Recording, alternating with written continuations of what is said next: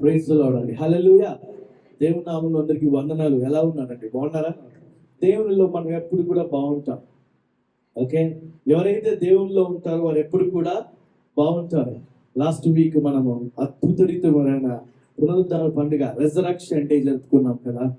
Okay, ఎందుకు దేవుడు యేసు ప్రభు వారు మరి కల్వరి శిలువ మరణించి అనేక బాధలు పడి, ఇబ్బంది పడి, అవమానాలు పడి, రిజెక్ట్ చేయబడి, పర్సిక్యూట్ చేయబడి అండ్ మూడో దినాన్న మరి తిరిగి లేచి మరి ఎందుకు అంత కార్యం చేశారు అని అంటే ఒక మాట చెప్పాను కదా, ఏంటి తెలుసా?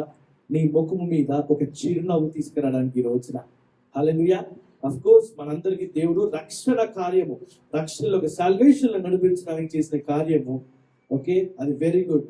మరొకటి ఏమిటంటే నీ ముఖము మీద నా ముఖము మీద ఒక సంతోషకరమైన చిరునవ్వు. హల్లెలూయా. క్రైస్తవులు విశ్వాసులని కొంతమంది ఏ విధంగా గుర్తుపడతారు తెలుసా? వారు సంతోషాన్ని చూసి. కొన్ని సంవత్సరాల క్రితం నేను ఒక IBM అనే కంపెనీలో పనిచేస్తున్నప్పుడు నేను ఎప్పుడు కూడా హ్యాపీగా నవ్వుతూ ఉండేవాడిని ఆఫీస్లో. ఎప్పుడు కూడా బాధ కానీ లేకపోతే ముఖం అంతా ఇప్పుడు మనం ఆయిల్ రాసుకుంటే ముఖం అంతా కారు ఏమవుతుంది, ముఖం అంతా ఫేస్ అంతా జిడ్డుగా అయిపోతుంది కదా, అలా ఉండేది కాదనమాట. ఎప్పుడు కూడా చిరునవ్వుతో, ఎప్పుడు కూడా ఒక స్మైల్తో ఉండేవారు. చాలా మంది అడిగేవారు ఎందుకు అంటే, ఎందుకు నువ్వు అంత ఎప్పుడు చూసినా ఒక హ్యాపీగా ఒక స్మైల్ ఉంటుంది నీ ఫేస్ లో అని అంటే, నేను చెప్పాను నా లైఫ్ లో జీసస్ ఉన్నారండి. నేను ఎప్పుడైతే యేసు ప్రభులోకి వచ్చానో నేను నవ్వడం మొదలు పెట్టాను. యేసు ప్రభులోకి రానకు ముందు కొన్ని సంవత్సరాలు కూడా నేను నవ్విన మరి ఆనవాళ్ళు లేవు, నవ్విన సందర్భాలు లేవు.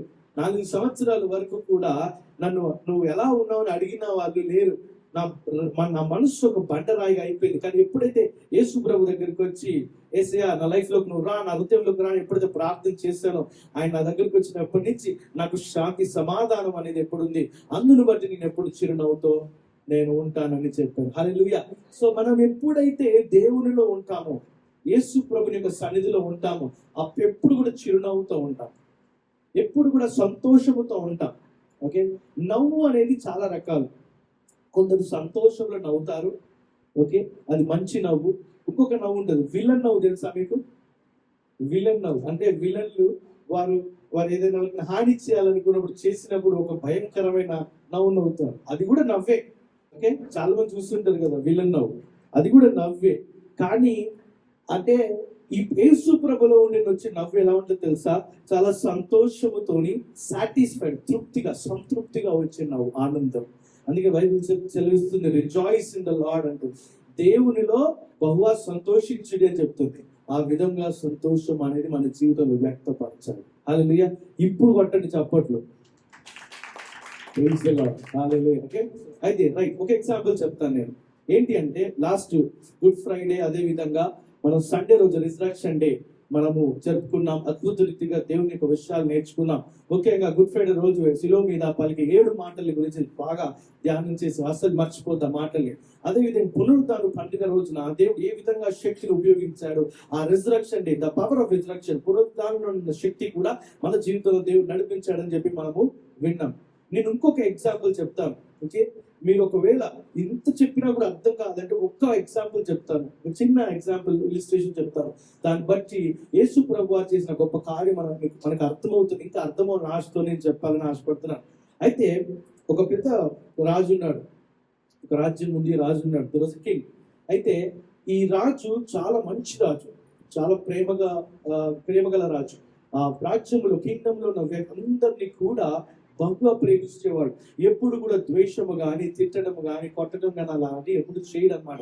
చాలా మంచిగా చూసుకుంటూ జాగ్రత్తగా పరిపాలిస్తుంటాడు. అయితే ఈ రాజు ఒకరోజు గమనించాడు ఏంటంటే, అంత బాగానే నడుస్తుంది కింగ్డంలో, రాజ్యంలో, కానీ తన ఇంటిలో, సొంత ఇంటిలో, తన గృహంలో కొన్ని వస్తువులు ఎవరో దొంగతనం చేశారని గమనిస్తాడు. అయితే చాలా కోపం వస్తుంది. అయితే ఇంత ప్రేమగల రాజుకి చాలా అరుదన్నమాట కోపం రావడం. కోపం వస్తుంది. కోపం వచ్చినప్పుడు అందరికి వారికి ఆయన దగ్గర ఉన్న వాళ్ళందరికి పిలిచి చెప్తాడు, ఇలా కొన్ని వస్తువులు, ముఖ్యమైన వస్తువులు దొంగిలించారు, వారిని పట్టుకొని వారిని శిక్షించాలి, వారికి పనిష్మెంట్ ఇవ్వాలి అని చెప్పంటారు.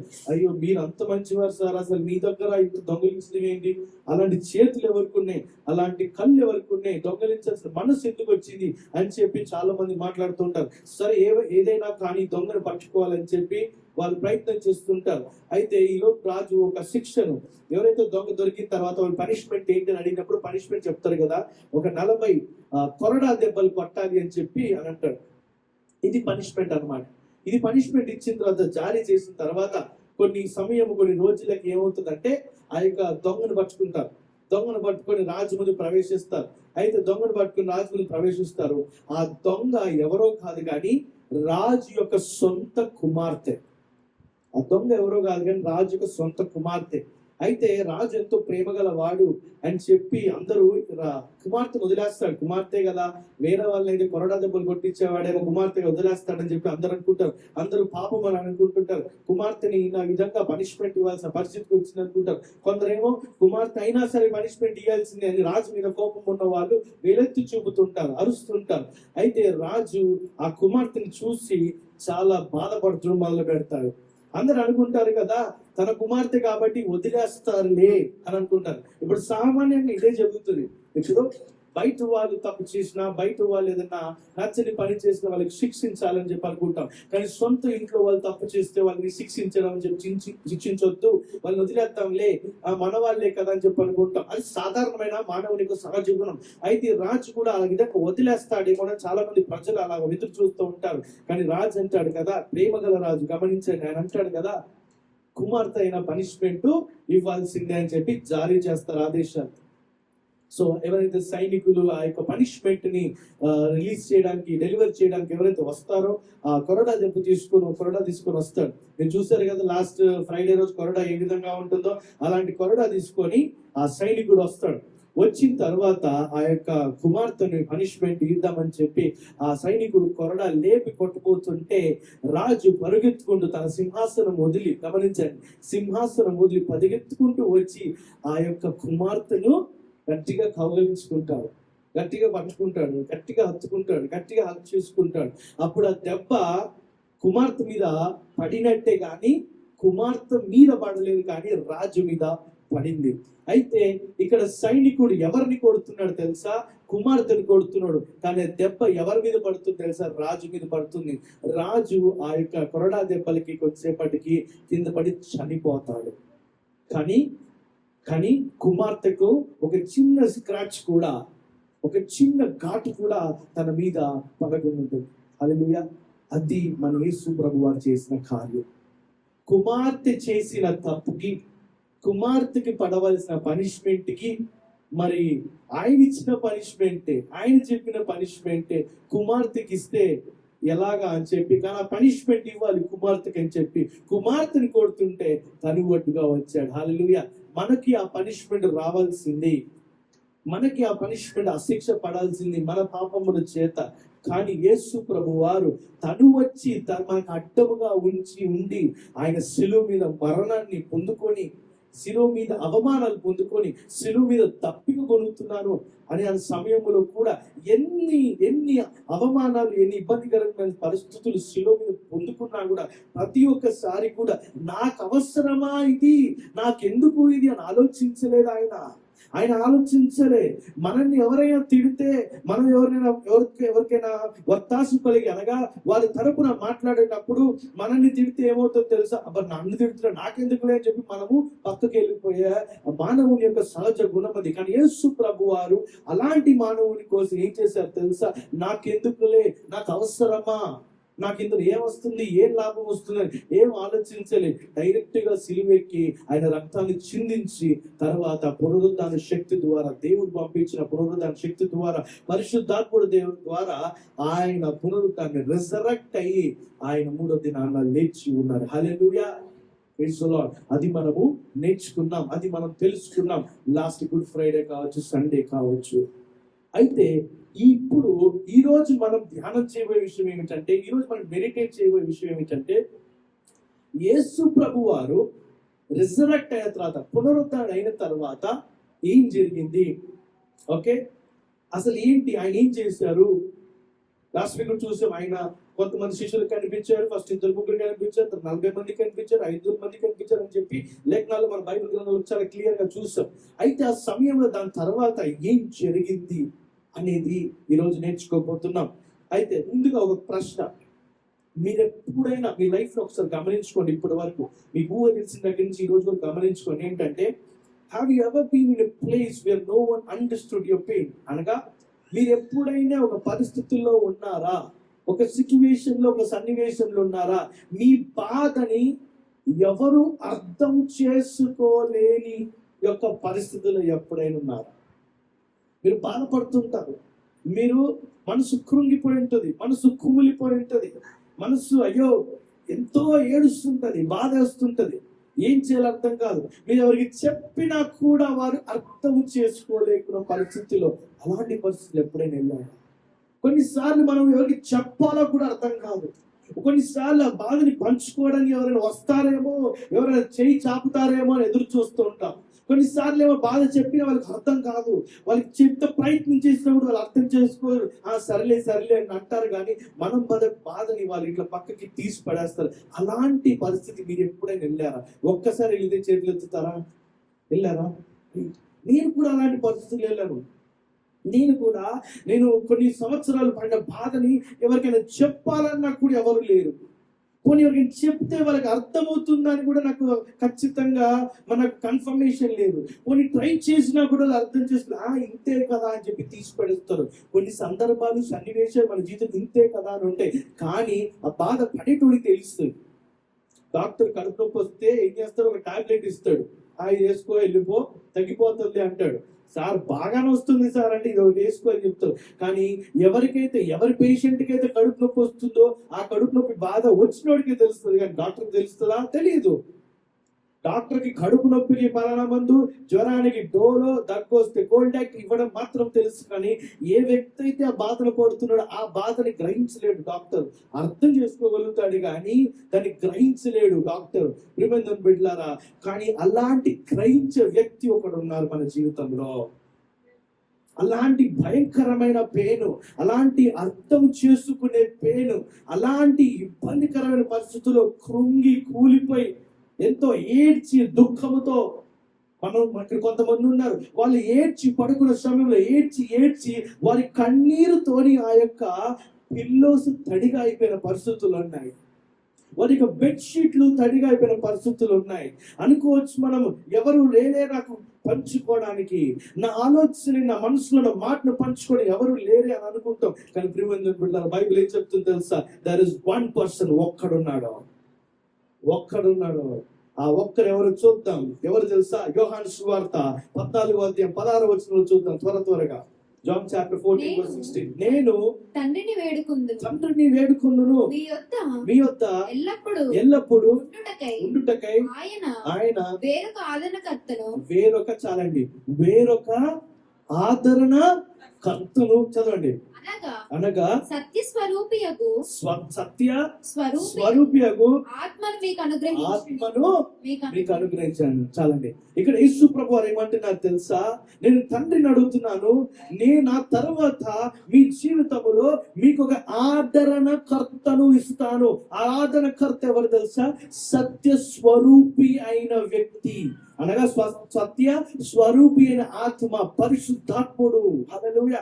The Holy spirit.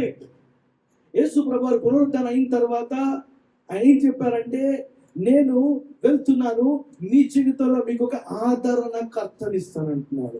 హల్లెలూయా. కర్త అంటే ఎవరో తెలుసా? దానికి అధికారి, దానికి అథారిటీ ఉన్న వ్యక్తి, ఆ విషయం పైన, ఆ సన్నివేశం పైన ఒక దాని మీద అధికారం ఉన్న వ్యక్తి. ఆదరణకి కర్త, ద మెయిన్ పర్సన్. ఆదరణకి కర్త, ఆదరణకి అధికారి ఎవరు తెలుసా? పరిశుద్ధాత్ముడు, ద హోలీ స్పిరిట్. యేసు ప్రభు వారిని ఏమంటారు? ద ప్రిన్స్ ఆఫ్ పీస్ కదా, ప్రిన్స్ ఆఫ్ పీస్ అంటారు. హోలీ స్పిరిట్ ఎవరు తెలుసా? ఆదరణకర్త. ఈ రోజు నీ జీవితంలో ఆదరణ వస్తుందంటే ఎక్కడి నుంచి వస్తుంది తెలుసా? పరిశుద్ధాత్ముడి ద్వారా వస్తుంది. ఆ పరిశుద్ధాత్ముడు ఏ విధంగా ఉన్నాడు తెలుసా? ఒక మాట ఉంది, అది నాకైతే మైండ్ బ్లోయింగ్ అనిపించింది. ఆ మాట ఒక్కసారి చదువుదాం ఆ మాటని మళ్ళొకసారి. నేను తండ్రిని వేడుకొందును మీ వద్ద ఎల్లప్పుడు ఉండుటకై ఆయన వేరొక ఆదరణకర్త. ఇక్కడ చూడండి, వేరొక ఆదరణకర్త. ఇక్కడ యేసు ప్రభు వారు ఆదరణకర్త. Is everything, his God is everything. ఆయనతో పాటు ఆయన ఏమంటారు తెలుసా, నేను వెళ్ళిన తర్వాత తనని వేడుకుంటున్నాను, మీ వద్ద ఎల్లప్పుడూ, అంటే ఫలానా రోజున 2 గంటలు, లేకపోతే ఆదివారం రోజున 5 గంటలు, శనివారం రోజు 3 గంటలు కాదు ఇక్కడ అనేది. ఎల్లప్పుడూ అంటే everlasting, every time, every moment, every second కూడా ఎవరుంటారు తెలుసా, ఇంకొక ఆదరణకర్త. Not me. జీసస్ ఏమంటున్నారు, నేను కాదు, ఇంకొక ఆదరణకర్త. అనగా ఇది బ్యూటిఫుల్ వర్డ్ అండి. ఆదరణకర్త ఏ విధంగా ఉన్నారు సార్, చదవండి. సత్య స్వరూపి. సత్యం అంటే ట్రూత్, నిజము. దానికి స్వరూపాన్ని, దానికి ఒక ఆకారాన్ని ఇస్తే, దానికి ఒక ప్రతిబింబం ఇస్తే, ఇమేజ్ ఇస్తే, that person is Holy Spirit. ఆయన హోలీ స్పిరిట్. హల్లెలూయా. మరొకసారి చెప్తాను, సత్యానికి స్వరూపం ఇస్తే, ఒక ఆకారం ఇస్తే, ఇమేజ్ ఇస్తే, ఆయన పరిశుద్ధాత్మ దేవుడు. ఆ సత్య స్వరూపి ఆత్మను అనుగ్రహించును. 17వ వచనం చూద్దాం. లోకము ఆయనను చూడదు, ఆయనను ఎరుగదు కనుక ఆయనను పొందలేరు. చాలండి, ఇక్కడ గమనించండి. మరి పరిశుద్ధాత్ముని ఎవరు పొందుకుంటారు తెలుసా? లోకం అంటే ఆయన చూడదు. లోకము, the world will not see. లోకం ఆయన చూడదు, ఆయన ఎరుగదు. అంటే ఆయన గురించి తెలియదు.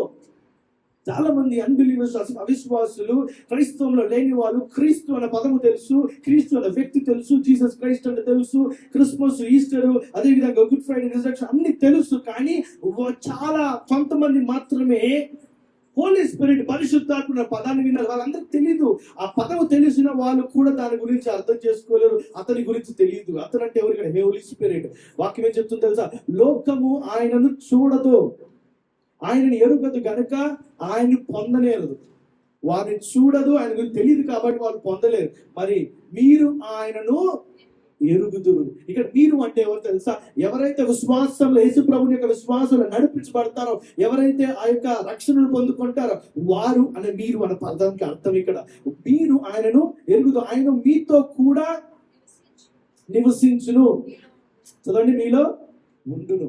పరిశుద్ధాత్ముడు ఎక్కడున్నాడు తెలుసా? ఆయన మీతో కూడా నివసించును, మీ లోపల ఉండును. హల్లెలూయా. మీలో ఉన్నాడు. ఈ రోజు చెప్తున్నాను, కొన్ని అద్భుతకరమైన విషయాలు మనం చూడబోతున్నాం, నేర్చుకోబోతున్నాం. మీరు రెడీ ఉంటే చెప్పండి, నేను అద్భుత రీతిగా ఇన్డెప్త్ గా తీసుకెళ్తాను. మైండ్ బ్లోయింగ్ ఉంటుంది, లైఫ్ టైం గుర్తుపెట్టుకుంటారు మీరు. ఎవరైనా వచ్చి మిమ్మల్ని మ్యానిపులేట్ చేయాలన్నా, ఎవరైనా వచ్చి నిన్ను పరిశుద్ధాత్మని మోసం చేయాలన్నా కుదరదు. ఇంకా ఈ విషయాలు నేర్చుకుంటే నువ్వు దేవునికి సన్నిధిలో, దేవుని విశ్వాసంలో బాధపడతావు. ఎందుకు తెలుసా? పరిశుద్ధాత్ముడు నీలో ఉంటాడు, నీలో నివసిస్తున్నాడు. హల్లెలూయా. పరిశుద్ధాత్ముడు దేవుడు. ఈ పరిశుద్ధాత్ముడు ఎవరు తెలుసా? ఆదరణకి కర్త. The great comforter. ఇంగ్లీష్ లో the great comforter. Is the comforter. నువ్వు బాధపడు, ఇబ్బంది పడు, నువ్వు కన్నీరు కార్చు, నువ్వు ఏమైతే తెలుసా, వెంటనే నీకు దేవుడు, ఆ పరిశుద్ధాత్ముడు, దట్ హోలీ స్పిరిట్ ఏం చేస్తాడు తెలుసా? నీకు ఆదరణ, కంఫర్ట్ ఇస్తాడు. ఓకే, ఊరుకో, ఏం కాదు, భయపడు, బాధపడు అని చెప్పి నీకు ప్రేరేపిస్తాను.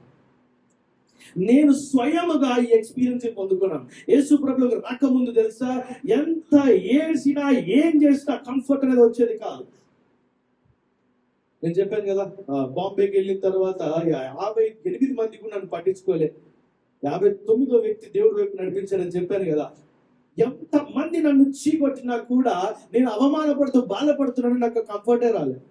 కానీ ఎప్పుడైతే దేవుని దగ్గరికి వచ్చానో, ఎప్పుడైతే యేసుప్రభు దగ్గరికి వచ్చానో, ఎప్పుడైతే మారు మనసు పొందుకున్నానో, ఎప్పుడైతే యేసుప్రభు నా జీవితంలో ఆహ్వానించుకున్నా, లైఫ్ లో ఉండనాయన ఎప్పుడైతే ప్రార్థన చేసుకుని రక్షణ పొందుకున్నానో, నేను ఎప్పుడు బాధపడుతున్నా కూడా 2వ సెకండ్ లో నాకు ఆ కంఫర్ట్ వచ్చేస్తుంది. ఇమ్మీడియట్ గా ఆదరణ వచ్చేస్తుంది. ఇమ్మీడియట్ గా ఆ యొక్క నాకు మనస్సుకి శాంతి, సమాధానం కలుగుతుంది. ఎందుకు తెలుసా? నాలో ఎవరున్నారు తెలుసా? పరిశుద్ధాత్ముడు ఉన్నాడు కాబట్టి వెంటనే యాక్టివేట్ అయిపోయి, కామ్ డౌన్ అయ్యలే, నువ్వు కంగారు పడకు, ఏం బాధపడకు, ఇబ్బంది పడకు, ఆలోచించకు, దేవుడు నీ తోడుగా ఉన్నాడు, నీ తోడుగా ఉన్నాడని ఆ యొక్క ఆదరణకర్త చెప్తారు. హల్లెలూయా. ఇంకో మాట చూద్దాం, యోహాను సువార్త 16వ అధ్యాయం 7వ వచనం. అయితే నేను మీతో సత్యము చెప్పుచున్నాను. నేను మీతో సత్యము చెప్పుచున్నాను. నేను వెళ్ళిపోవటం వలన మీకు మీకు ప్రయోజనకరము. నేను వెళ్ళని ఎడల ఆదరణకర్త మీ యొద్దకు రాడు. నేను వెళ్ళిన ఎడల ఆయనను మీ యొద్దకు పంపుదును. ఇక్కడ యేసు ప్రభువు వారు ఏమంటున్నారు తెలుసా? నేను వెళ్ళాలి, నేను వెళ్తేనే ఆ గొప్ప ఆదరణకర్తని నేను పంపించగలుగుతాను. హల్లెలూయా. యేసు ప్రభువు వారు రిజరెక్షన్ అయిన తర్వాత ఎందుకు భూమి మీద ఉండలే? క్వశ్చన్. ఎందుకు పరలోకానికి వెళ్ళిపోయారు? పోనీ ఇక్కడే ఉండొచ్చు కదా? ఆలోచిద్దాం. ఎందుకు తెలుసా? ఆయన వెళ్తేనే ఆదరణకర్తలు తీసుకురాగలుగుతారు. నేను వెళ్ళటము మీకు ప్రయోజనకరము. ఎందుకు తెలుసా? నీ జీవితంలో ఒక ఆదరణకర్తని, ద హోలీ స్పిరిట్, పరిశుద్ధాత్ముడు వస్తాడు. నీలో ఉంటాడు, నీ కుటుంబంలో ఉంటాడు, నీ శరీరంలో ఉంటాడు, నీ ఆత్మలో ఉంటాడు, నీలో నివసిస్తాడు అని చెప్పి. Hallelujah. So that is the greatest gift Jesus has given to us. The Lord has given to us. అది మహోన్నతకరమైన బహుమానం మనకి దేవుడు మనకి ఇచ్చి నేడు తెలుసు, ఆదరణకర్త. హల్లెలూయా. చాలా సార్లు మన బాధలో ఉన్నప్పుడు, ఇబ్బందులు ఉన్నప్పుడు, ఇబ్బందికరమైన పరిస్థితుల్లో ఉన్నప్పుడు, దేవా నాకు ఎప్పుడు సాయం చేస్తావు, దేవా ఎక్కడున్నావు దేవా అని చెప్పి మనం వెతుకుతూ ఉంటాం. కానీ ఒక విషయం మర్చిపోతుంటాం. ఎవరు తెలుసా? ఆదరణకర్తని మన జీవితంలో, మన హృదయంలో, మన యొక్క శరీరంలో, మన ఆత్మలో నివసిస్తున్నాడు, మనలో ఉన్నాడని మర్చిపోయి చెప్పి మనం ఆకాశం వైపు చూసి దేవా అని చెప్తూ అంటాం. కానీ ఆల్రెడీ మనకి ఇచ్చి ఉన్నాడు. ఆ యొక్క హోలీ స్పిరిట్, పరిశుద్ధాత్ముడు మన జీవితంలో ఉన్నాడు. హల్లెలూయా. అయితే పరిశుద్ధాత్ముడు ఎవరు? చాలా మంది క్రైస్తవులు ఏమనుకుంటారు తెలుసా? పరిశుద్ధాత్ముడు ఒక శక్తి, లేకపోతే ఒక గాలి, లేకపోతే అది ఇది అని చెప్పి వాళ్ళు ట్యాక్స్ ఇస్తుంటారు, ఐడెంటిటీస్ ఇస్తుంటారు. కానీ పరిశుద్ధాత్ముడు ఎవరు తెలుసా? The Father, Son and Holy Spirit. ముగ్గురు త్రిత్వత్వంలో ఉన్న, ట్రినిటీలో ఉన్న మరొక దేవుడు. హల్లెలూయా. ఆయనకున్న స్వభావం ఏంటి తెలుసా? ఆయన ఆలోచించగలుగుతాడు. ఎవరు? పరిశుద్ధాత్మ దేవుడు. The Holy Spirit can think. ఆయన ఒక పరిశుద్ధాత్ముడు ఒక ఫీలింగ్ కాదు. ఓకే, చాలా మంది అనుకుంటారు కదా, మనకి ప్రార్థన చేసినప్పుడు లేకపోతే పాటలు పాడినప్పుడు గూస్ బంప్స్ వస్తాయి, రోమాలు నొక్కుపరుచుకుంటూ వస్తాయి కదా, పరిశుద్ధాత్ముడు వచ్చేసాడని చెప్పి అనుకుంటుంటాం. అవునా కాదా? ఓకే, కొంతమంది పాటలు పాడినప్పుడు కావచ్చు, కొంతమంది విశ్వాసులను చెప్తున్నాను, నా విశ్వాసులు కాదు, విశ్వాసం దేవుడు నమ్మిన వాళ్ళు, దేవుడు లక్ష్యంలోకి వచ్చిన వాళ్ళు చాలా మంది ఏమనుకుంటారంటే, పాటలు పాడినప్పుడు కానీ లేకపోతే గట్టిగా ప్రార్థన చేసినప్పుడు కానీ కొంతమంది ఊగిపోతుంటారు, షేక్ అయిపోతుంది. వాళ్ళకి పరిశుద్ధాత్ముడు వచ్చారేమో అని చెప్పి అనుకుంటారు. పరిశుద్ధాత్మ ప్రత్యేకంగా రాలేదు. ఇప్పుడే చదివిన వాక్యం, ఎవరైతే యేసుప్రభువుని నమ్మి విశ్వాసిస్తారో వారికి పరిశుద్ధాత్ముడు ఇచ్చి ఉన్నారు. పరిశుద్ధాత్ముడు ఎక్కడున్నాడు? వారి లోపల ఉన్నాడు. వారి లోపల ఉండగా మళ్ళా కొత్తగా రావడం ఏంటి అర్థం చేసుకుందాం. ఓకే, నేనేం చెప్తున్నానో కొంచెం అర్థం చేసుకోండి. లోపల already Holy Spirit God is already there. పరిశుద్ధాత్ముడు దేవుడు ఆల్రెడీ మనలో ఉన్నాడు. మళ్ళా కొత్తగా వచ్చేది ఏమీ లేదు ఇక్కడ. ఎవరైతే మనం చూద్దాం, ఎవరైతే యేసు ప్రభు నమ్ముకొని ఎవరైతే విశ్వాసంలో ఉంటారో వారు పరిశుద్ధాత్మని వెంటనే పొందుకుంటారు. హల్లెలూయా. ఇంకో మాట చూద్దాం, యోహాను సువార్త 14:17. John chapter 14 verse 17. యోహాను సువార్త 14:17. లోకము ఆయనను చూడదు, ఆయన ఎరుగుదు కనుక ఆయన పొందనేరదు. మీరు ఆయనను ఎరుగుదురు, ఆయన మీతో కూడా నివసించును, మీలో ఉండును. ఆయన ఎక్కడ ఉంటాడు? మీ లోపల ఉంటానని అంటున్నాడు. ఎవరితను? The God, the Holy Spirit, పరిశుద్ధాత్మ దేవుడు మీ లోపల ఉంటా అంటున్నాడు. మళ్ళీ ప్రత్యేకంగా సపరేట్ గా వచ్చి మన మీదకి వచ్చేసి ఆవహించుకోవటం అలాంటివి ఏమి ఉండదండి. గమనించండి, ఆల్రెడీ ఉన్నాడు. నువ్వు ప్రార్థన చేస్తున్నావా? నీకు వెంటనే శాంతి సమాధానం వచ్చిందా? పాటలు పాడుతున్నావా? ఒక మంచి హ్యాపీనెస్, సంతోషం, తృప్తి వచ్చిందా? అది ఎక్కడి నుంచి వస్తుంది? పరిశుద్ధాత్ముడి దగ్గర నుంచి వస్తుంది. ఎందుకు తెలుసా? ఎలా వస్తుంది తెలుసా? మీలో ఉన్నాడు కాబట్టి. ఈ పరిశుద్ధాత్ముడు ఎవరు తెలుసా? ఆయన మీ తోడుగా ఎప్పుడు ఉంటాడు. నువ్వు పాపము చేసే సమయంలో కూడా ఉంటాడు, నువ్వు మంచి పని చేసే సమయంలో ఉంటాడు, నీ పక్కన ఎప్పుడు ఉంటాడు. నువ్వు ఎప్పుడైతే దేవాన్ని ఎప్పుడైతే పిలుస్తావో, హోలీ స్పిరిట్ ఎప్పుడైతే పిలుస్తావో అప్పుడు వెంటనే నీకు కావలసిన బలం దయచేస్తాడు. నువ్వు ఎప్పుడైతే యేసు నామములో ప్రార్థన చేస్తావో అప్పుడే నీకు కావలసిన నూతనమైన బలమును, నూతనమైన శక్తిని దయచేస్తాడు. నిన్ను ప్రోత్సహిస్తాడు. నువ్వు బాధపడుతున్నా, నువ్వు దిగాలుగా ఉన్నా నిన్ను వెంటనే లేవనెత్తుతాడు. నిన్ను ఎప్పుడు కూడా వదిలేనాడు. ఎప్పటికీ కూడా వదిలేడు, అస్సలు అంటే అస్సలు వదిలేడు. నువ్వు ఆయన గుర్తు పెట్టుకున్నా, మర్చిపోయినా, మర్చిపోకపోయినా ఎప్పుడు కూడా వదిలి వెళ్ళాడు. హల్లెలూయా. అదే యోహాను సువార్త 14:26 చూద్దాం. ఆదరణకర్త ఆదరణకర్త అనగా అనగా తండ్రి నా నామమున పంపబోవు పరిశుద్ధాత్మ సమస్తమును మీకు బోధించి నేను మీతో చెప్పిన సంగతులన్నిటినీ మీకు జ్ఞాపకము చేయును. చాలా ఇది సూపర్ వర్డ్. ఇది అక్కడే ఉండండి 26 verse. ఆదరణకర్త అనగా, ఈ ఆదరణకర్త అని చెప్పి ఇందాక నుంచి చూస్తున్నాం కదా, వింటున్నాం కదా, మాట్లాడుకుంటున్నాం కదా. ఆ ఆదరణకర్త గురించి మాట్లాడుతున్నారు. ఏంటంటే ఆదరణకర్త అనగా తండ్రి నా నామమున. ఎవరు చెప్తున్నారు ఇక్కడ? యేసు ప్రభువు పలుకుతున్నారు ఈ మాటలు. ఏమని? తండ్రి, పరలోకములో తండ్రి నా నామమున పంపబోవు పరిశుద్ధాత్మ సమస్తమును మీకు బోధించి నేను మీతో చెప్పిన సంగతులన్నిటినీ కూడా ఏం చేస్తారు? మీకు జ్ఞాపకము చేయును. ఎప్పుడైనా మీరు తప్పు చేయాలని ఆలోచన వచ్చినప్పుడు మనసులోంచి నీ యొక్క అంతరాత్మ గాని మనస్సాక్షిలోంచి ఎప్పుడైనా అనిపించిందా అయ్యో ఇది తప్పు అని? అనిపించిందా? కదా, అవునా కదా? అనిపించి ఉంటుంది. నాకైతే ప్రతిసారి అనిపిస్తాను, రాంగ్ రోడ్ పోతున్నావు, పక్కకి వెళ్ళు, తప్పుడు ఆలోచనలు తీసుకుంటున్నావు, ఆపుకో, ఆపేసేయి, కంట్రోల్ చేయి. వెంటనే ఇట్లా మనకి వచ్చేస్తుంది. మన మనస్సాక్షి, మన అంతరాత్మ, మన ఇన్నర్ మ్యాన్, మన ఆత్మ తప్పు చేయాలని, తప్పుడు ఆలోచనలు, పాప ఆలోచనలు చూసి చేయాలని ఆలోచన వెంటనే జ్ఞాపకం చేస్తుంది. ఇది రాంగ్, ఇది తప్పు, ఇది కరెక్ట్ కాదు అని చెప్తుంది. జ్ఞాపకము చేస్తుంది. ఏ జ్ఞాపకం చేస్తుంది తెలుసా? ఏ విషయం జ్ఞాపకం చేస్తుంది అంటే, నేను మీతో చెప్పిన సంగతులన్నిటినీ మీకు జ్ఞాపకము చేస్తాను. నేను మీకు చెప్పిన సంగతులను ఏంటి తెలుసా? పరిశుద్ధ గ్రంథములో ఉన్న ప్రతి వాక్యము, పరిశుద్ధ గ్రంథంలో ప్రతి ఒక్క మాట మనకి జ్ఞాపకము చేయును. ఒకటి గమనించండి, ఎవరికి జ్ఞాపకం చేస్తారు తెలుసా? ఈ పరిశుద్ధ గ్రంథంలో నుంచే జ్ఞాపకం చేస్తుంది. ఎవరైతే ఈ పరిశుద్ధ గ్రంథాన్ని చదువుతారో, నెమరు వేస్తారో, మెడిటేట్ చేస్తారో వారి జీవితంలో పరిశుద్ధాత్ముడు ఆ మాటలో చొప్పున జ్ఞాపకం చేస్తుంటారు. ఎవరైతే చదవరో, ఎవరైతే మెడిటేట్ చేయరో, ఎవరైతే ధ్యానం చేయరో వారికి కూడా ప్రాంప్టింగ్ ఉండదు. ఎందుకు తెలుసా? ఎవరైతే దేవుని యొక్క సన్నిధిలో ఉంటూ వాక్యాన్ని నెమరు వేస్తూ వాక్యాన్ని మెడిటేట్ చేసుకుంటూ ముందుకు వెళ్తుంటారో వారికి పరిశుద్ధాత్మకి డైరెక్ట్ యాక్సెస్ ఉంటుంది. హల్లెలూయా, హల్లెలూయా. పరిశుద్ధాత్ముడు సమస్య వచ్చినప్పుడు, ఇక్కడ సమస్య వచ్చినప్పుడు నువ్వు దేవుని సన్నిధిలో దేవుని ప్రార్థన చేసిన వెంటనే ఏమవుతుంది తెలుసా? నీకు ఒక ధైర్యం వస్తుంది. ఇప్పుడు ఒక సమస్య వచ్చిందండి, ఇబ్బందికరమైన పరిస్థితి వచ్చింది, ఒక ఛాలెంజ్ వచ్చింది, జాబ్ లోనో, బిజినెస్ లోనో, ఫ్యామిలీలోనో, ఎక్కడో చోట ఏదో ఛాలెంజ్ వచ్చింది. ఛాలెంజ్ వచ్చిన వెంటనే నీకు ఏమని ప్రాంప్టింగ్ వస్తుందో తెలుసా? నీకు వాక్యం గుర్తొస్తుంది. నువ్వు చర్చిలోనో, సంఘములో, ఎక్కడో టీవీలో, యూట్యూబ్ లో ఎక్కడో విన్న వాక్యం గుర్తొస్తుంది. పరిశుద్ధాత్ముడు జ్ఞాపకం చేస్తాడు. నువ్వు విన్నావు, నువ్వు చదివావు కానీ వాక్యం పరుచుకుని ప్రార్థన చేయి, విశ్వాసంతో ప్రార్థన చేయమంటారు. ఎప్పుడైతే నువ్వు వెంటనే ప్రార్థన చేస్తావో ఆ విషయం బట్టి ఏమవుతుందో తెలుసా? ప్రార్థన చేసిన వెంటనే నీకు ఒక బలం పొందుకుంటావు, నువ్వు హ్యాపీనెస్ పొందుకుంటావు, నువ్వు ఊరటం పొందుకుంటావు, కంఫర్ట్ ని పొందుకుంటావు. ప్రార్థన చేసిన వెంటనే నువ్వు ఏం పొందుకుంటావు తెలుసా? శక్తిని పొందుకుంటావు, పవర్ని పొందుకుంటావు, ఒక బలంను పొందుకుంటావు. ఆ బలం ఉన్నట్టు నుంచి ఎక్కడి నుంచి వస్తుంది? ఆ బలం ఎక్కడి నుంచి వస్తుందంటే పరిశుద్ధాత్ముడు, నీ లోపల ఉన్న పరిశుద్ధాత్ముడు నీ ఆత్మని ఏం చేస్తాడో బలముతో నింపుతాడు. హల్లెలూయా, హల్లెలూయా.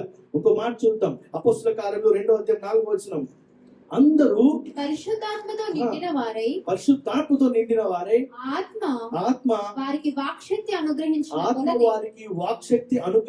కొలది అన్య భాషలో మాట్లాడసాగిరి. ఈరోజు వీళ్ళు ఏం చేస్తారంటే శిష్యులందరూ కలిసి పెంతెకొస్తు దినాన వాళ్ళందరూ పైకి వెళ్ళేసి ఒక గదిలోకి వెళ్ళేసి అందరూ కలిసి కూర్చున్నారు, ప్రార్థన చేస్తున్నారు. అప్పటి వరకు కూడా వారు ఏంటంటే కొంచెం కన్ఫ్యూజన్ గా ఉన్నారు.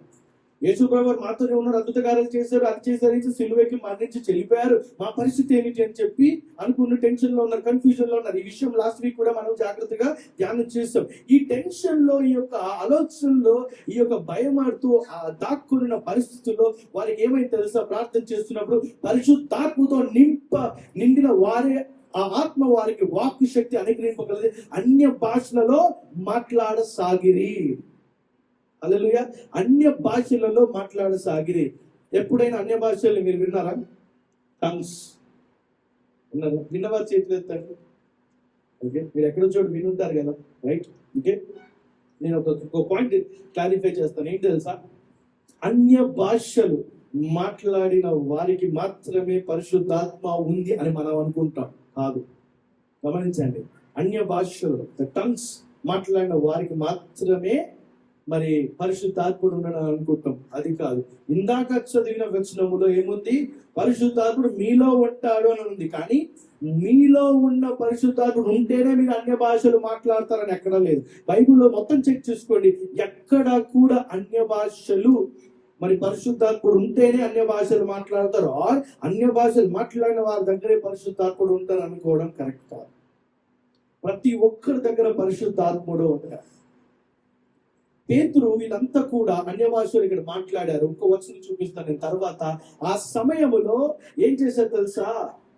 ఏ శిష్యులైతే భయపడుతూ, శిష్యులైతే దాక్కొని, శిష్యులైతే సీక్రెట్ గా ప్రేయర్ చేసుకున్న శిష్యులు పరిశుద్ధాత్ముడు వచ్చిన తర్వాత వెంటనే వాళ్ళందరూ రూపాంతరంలో నడిపించేవారు, బలాన్ని పొందుకున్నారు, ఆ పరిశుద్ధాత్మలోని శక్తిని పొందుకొని వారు అద్భుత కార్యాలు దేవుని నామం, యేసుప్రభు నామములో చేయమని జరిగింది. ఆ రోజున 3000 మంది బాప్తిసం ఇచ్చారు. వీరి దగ్గర 120 పీపుల్ ఉన్నారు. వీరందరూ కలిసి బయటికి వచ్చేసరికి వీరు భాషల్ని చూసి వారందరూ కూడా ఆశ్చర్యపోయారు. కొందరు ఏంటంటే వీళ్ళు తాగి మాట్లాడుతున్నారేమో అనుకున్నారు, ఎందుకంటే అర్థం కాలేదు. కానీ కొందరు ఏమన్నారు తెలుసా? ఇతనేంటి నా భాష మాట్లాడుతున్నాడు అని చెప్పారు. బైబిల్ చాలా గమనించండి, చదవండి. అక్కడ వచనంలో ఏముంటుందంటే ఇతనేంటి నా భాష మాట్లాడుతున్నాడు అని చెప్పాను అనుకుంటారు. అర్థమవుతుందా? ఇతనేంటి నా భాష మాట్లాడుతున్నాడు అనుకుంటారు. బైబిల్ యొక్క అన్య భాష గురించి 2 విషయాలు మనం అర్థం చేసుకోవాలి. ఒకటి ఏమిటంటే, గమనించండి, ఒకటి ఏమిటంటే ఎవరైతే ఇప్పుడు ఇక శిష్యులు ఎవరైతే అన్ని భాషలు మాట్లాడినప్పుడు అక్కడ చాలా మంది ఉన్నారు, యూదులు ఉన్నారు, గ్రీకులు ఉన్నారు, హిబ్రూలు ఉన్నారు, చాలా మంది ఉన్నారు. అక్కడ వేరే వేరే పట్టణాల నుంచి ఆ యొక్క పండుగ సందర్భంగా అందరూ వచ్చి ఉన్నారు. వాళ్ళందరూ కూడా అద్భుతకరమైన సౌండ్, ఇంత పెద్ద మాటలు వస్తున్నాయని చెప్పి అందరూ కలిసి అక్కడికి వచ్చినప్పుడు చూస్తే ఇక శిష్యులు అందరూ కలిసి, ఆ గుంపు అందరూ కలిసి అన్ని భాషలు మాట్లాడటం గమనించి వారు కొంతమంది వీళ్ళు తాగి ఉన్నారేమో అనుకున్నారు. అది పొద్దున. కొంతమంది మరి పొద్దున్నే తాగడం ఏమిటి అని అంటే అనుకుంటారు, తాగిన వాడు పిచ్చి పిచ్చి మాట్లాడతారు కదా, ఆ విధంగా పిచ్చి పిచ్చి మాట్లాడుతున్నారేమో అని చెప్పి అనుకుంటారు. కొంతమంది అంటారు కదా, ఇతనేంటి నా భాష మాట్లాడుతున్నాడు, నేను ఎక్కడి నుంచో వచ్చాను, ఇతను నా భాషలో నా యొక్క మరి యొక్క తెగలో పుట్టిన వాడు కాదు కదా, మరి ఇతనేంటి నా భాష మాట్లాడుతున్నాడు అని చెప్పి ఆశ్చర్యపోయి అంటారు. ప్రియమైన బిడ్డలారా, చాలా అరుదుగా జరిగే విషయం ఏమిటంటే, ఓకే, అన్య భాషల్లో కొంతమంది మాట్లాడతారు. అదేమిటంటే తెలుసా? ఎగ్జాంపుల్, ఇప్పుడు నేను కర్ణాటక వెళ్ళాను అనుకోండి, అక్కడ ఏం మాట్లాడతారు? కన్నడ మాట్లాడతారు. నాకు కన్నడ రాదు, కానీ అక్కడ సువార్త పరిచయం చేయాలి. అక్కడ మనకు ట్రాన్స్లేటర్ కూడా ఎవరు లేరు. అక్కడ దేవుడి యొక్క ప్రేమ గురించి వెల్లడించాలి. అప్పుడు ప్రార్థన చేసినప్పుడు దేవుడు ఏం చేస్తాడు తెలుసా? నన్ను ఆ పరిశుద్ధాత్మ శక్తితో నింపి నేను అప్పటికప్పుడు కన్నడ భాష మాట్లాడి వాళ్ళందరికీ సువార్తను తెలియజేయడానికి అద్భుత కార్యం దేవుడు నడిపిస్తాడు. ఇది నిజంగా జరిగింది. అంటే నేను కాదు, ఒక పాస్టర్ గారు హిమాచల్ ప్రదేశ్ కి ఆయన పిలిపించారు వాక్యం చెప్పడానికి. వెళ్ళి సరే అని చెప్పి హిమాచల్ ప్రదేశ్కి వెళ్ళారు. అక్కడ భాష రాదు, అక్కడ ఉన్నది ఆయనకు వచ్చింది తోచింది చెప్తుంటే ఆ యొక్క చర్చ్ కి 3 రోజులు సువార్త సభలను పెట్టారు. అయితే ఫస్ట్ 2 రోజులు ఎవరు రాలేదు, 4 మాత్రమే వచ్చారు. ఆ 4 2 రోజులు వచ్చారు. 3వ రోజు మాత్రం సరే అని చెప్పిన వాక్యం అదే విధంగా కంటిన్యూ చేస్తుంటే ఆ యొక్క చర్చ్ ముందు 2 బస్సులు వచ్చి ఆగాయి. ఆ బస్సులో 2 బస్సులు కలిపి 60 మంది ప్రయాణికులు ఉన్నారు. వాళ్ళందరూ కలిసి చర్చ్ లోపలికి వచ్చారు. వాళ్ళు వచ్చినది ఎందుకు తెలుసా? ఆ యొక్క చర్చ్ 150 సంవత్సరాలు కట్టబడిన చర్చ్, పాత చర్చ్ చూడటానికి అని చెప్పి ఆ యొక్క టూరిస్టులు అందరూ వచ్చారు. టూరిస్టులు అందరూ వచ్చి కూడా చూద్దామని చెప్పి లోపలికి వచ్చి కూర్చున్నారు. ఈయన వాక్యం చెప్తున్నాడు. వాక్యం చెప్తున్నప్పుడు దేవుడి యొక్క పరిశుద్ధాత్మ శక్తితో నింపబడి ఆ 60 మందిలో 23 మంది అప్పటికప్పుడు రక్షణ పొందుకున్నారు. మేమందరం పెట్టారా? ఇది చాలా అరుదు కానీ జరుగుతుంది. హల్లెలూయా. కానీ మరి ఇంకొకటి ఏమిటి అని అంటే, పరిశుద్ధాత్మ యొక్క శక్తి పొందుకున్న అన్య భాషల గురించి ఇంకొకటి ఏమిటంటే నేను చూపిస్తాను. కొరింథీయులకు రాసిన మొదటి పత్రిక 14వ అధ్యాయం చదువుదాం. ఇది చాలా చాలా ఇంపార్టెంట్ ప్యాసేజ్. ఒక్కొక్క వచనం చూసుకుంటూ వెళ్దాం.